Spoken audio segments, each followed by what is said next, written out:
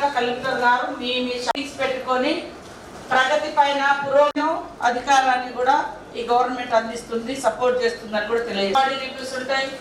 ఈ మన కలెక్టర్ గారు కూడా నూతనంగా రావడం జరిగింది. వారి ఆధ్వర్యంలో అధ్యక్షతన సమావేశం ఏర్పాటు చేసుకోవడం చాలా టైం పట్టింది వాస్తవానికి. ఎందుకంటే మధ్యలో మన జిల్లా యొక్క రివ్యూను ఏర్పాటు చేసుకోవడం జరిగింది.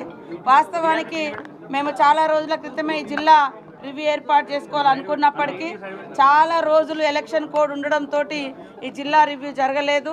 మాలాంటి నియోజకవర్గాలతో పాటు వెనుకబడ్డ మండలాలతో పాటు మరి రద్దీగా ఉండేటువంటి క్రౌడ్ ఉండేటువంటి రోడ్ సైడ్ ఉన్నటువంటి మండలాలు కూడా చాలా అభివృద్ధి కార్యక్రమాలకి ఈ 3 నెలల ఎలక్షన్ కోడ్ తోటి పనులు కాకుండా కూడా అయినాయి.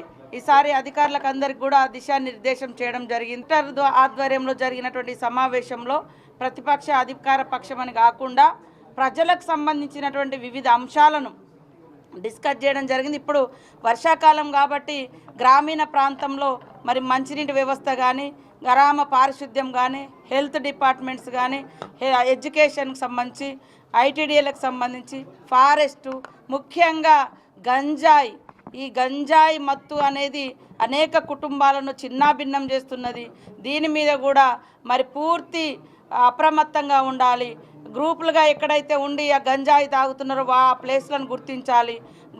పోలీస్ అధికారులకు కూడా పూర్తి స్థాయిలో గంజాయి నివారణ కోసం, డ్రగ్స్ నివారణ కోసం, మత్తులో తల్లి బిడ్డ అనే తేడా లేకుండా కూడా రకరకాల అఘాయిత్యాలు జరుగుతున్నాయి.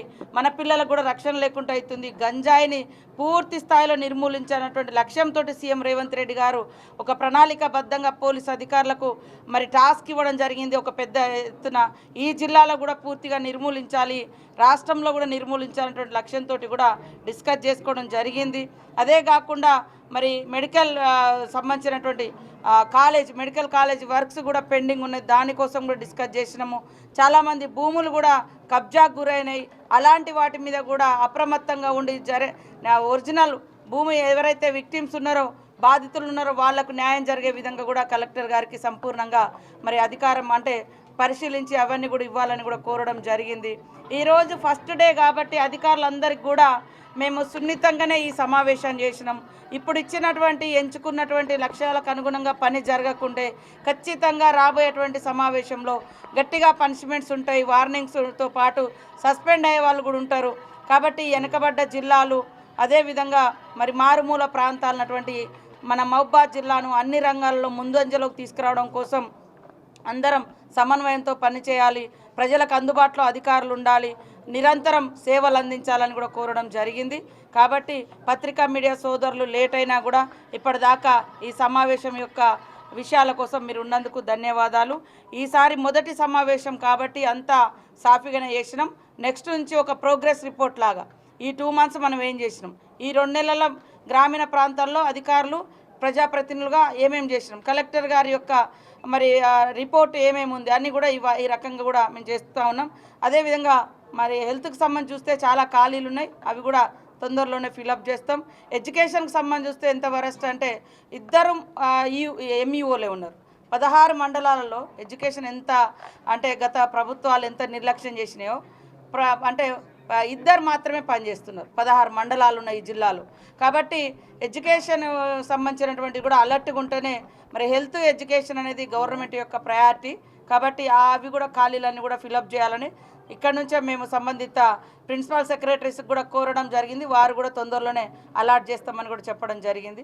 పిఆర్ డిపార్ట్మెంట్ కూడా వేకెన్సీస్ ఉన్నాయి, అవి కూడా తొందరలోనే ఫిలప్ చేస్తాము. సంపూర్ణంగా ప్రజలకు మంచి సేవ అందించాలన్నటువంటి లక్ష్యంతో ఇక్కడ రావడం జరిగింది. అదేవిధంగా కబ్జాకోర్లు, ఆక్రమణదారులు ఎవరి ఆటలు కూడా సాగాయి. జెన్యూన్గా ప్రజలకు సేవ చేసే ప్రజాపాలన జరగాలంటే అధికారులు కూడా నిష్పక్షపాతంగా వాస్తవాలపై ఆధారపడి ఈ ప్రాంతంలో గతంలో కూడా చూసినాం భూముల కబ్జాలు, భూముల ఆక్రమణలు పేదలకు కూడా జరిగినాయి.